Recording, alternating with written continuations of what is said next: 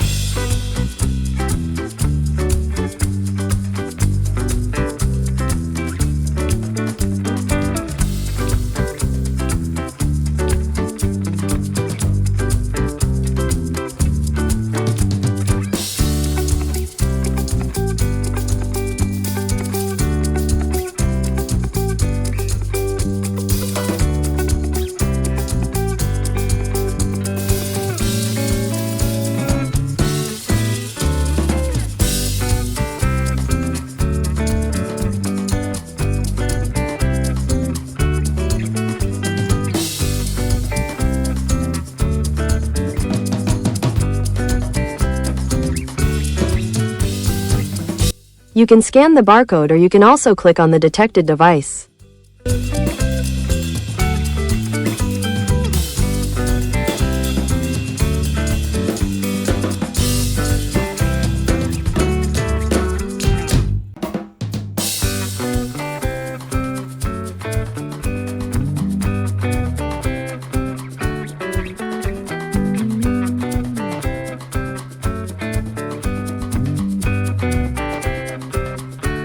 Okay guys, I hope you like this video. Don't forget to click subscribe and press the bell button so you get notifications of the latest videos from this channel.